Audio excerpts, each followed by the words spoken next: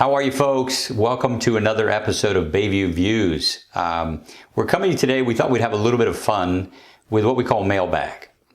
So we send out consistent information in newsletters and just illustrations of good financial decision making and all of the rationale that goes behind that, because we're always emphasizing that it's not what you know, it's what you don't know, right? And things that you may not know to even ask the questions for. So we're going to share a question today that we get quite frequently, and we're just going to wrap it up in a big kind of hypothetical illustration so that we could present the data to you. So it doesn't apply to anybody specifically, but it could be something that you've even asked yourself with regards to paying off debt, right?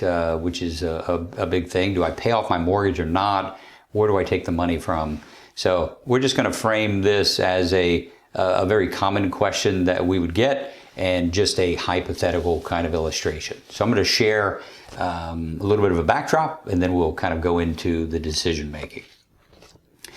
So if we look at this email, this says, "Hi Mark, it's looking like after dividing all of the assets from my dad's estate, that my share of his retirement account will be around $150,000. As I understand it, I will receive it as a beneficiary IRA. So the first thing that we know is it's qualified money, right? This is money that's going to be taxed when we spend it. My question is, we have about the same amount left on our mortgage, $149,000. Should we use the funds to pay off the mortgage, or should I keep it invested and continue to pay the mortgage as usual? Thanks for your guidance." So just to give us a little bit of backdrop with a family, this hypothetical family, let's imagine that it's a couple nearing retirement. That could be very much like you. They have a 15-year mortgage. They started it, let's say, a decade ago, and the interest rate is 3.37, and the starting loan amount is $400,000. So again, very common questions that we get, and the most obvious illustration or things you would want to evaluate would be, if my money was making more, right? If it was invested and it was actually making more than what the interest expense is on the loan, we call that a positive spread, and you would generally not pay a loan off, right? Because let's imagine you could make, again, a higher rate of return than what the interest is costing you. You're going to make more money by not paying it off. Because as a matter of fact, when you take money and you apply it to the mortgage, basically that's an investment. And you're investing in an asset with the rate of return that is associated with that mortgage. So very easy to do is you could actually run and be honest with yourself what you're making in returns on your investments, right? So you could run an illustration. If I kept it invested, what would this be worth 5 years down the road, 10 years down the road? You could do the same thing with the interest expense on the loan, just simply running an amortization schedule and calculating what the remaining interest balance is on that loan and comparing those two numbers, right? So a positive spread, generally not paying off the loan. A negative spread, let's say it's reversed. You have a very high interest rate on your loan. You can't earn that much in your investment. Then that would be, again, a good scenario where you would pay off the debt. Another one would be if you you don't have great cash flow, and so your discretionary income doesn't allow you to do the things that you should be doing, like saving an emergency fund, saving in qualified plans.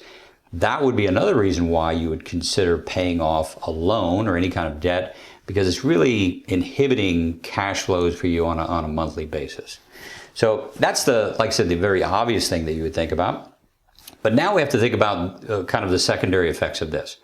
As we mentioned in this illustration, this was going to be an IRA or a beneficiary IRA.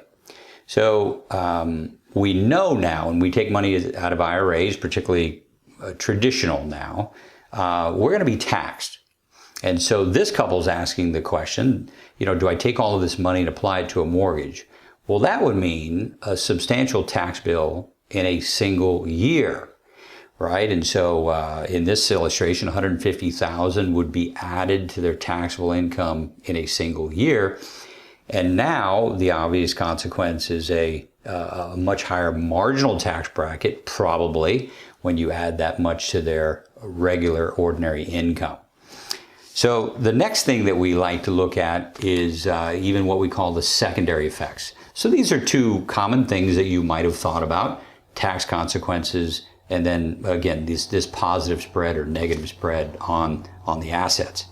But now we look into what we call the secondary effects. Medicare could have significant consequences to this decision.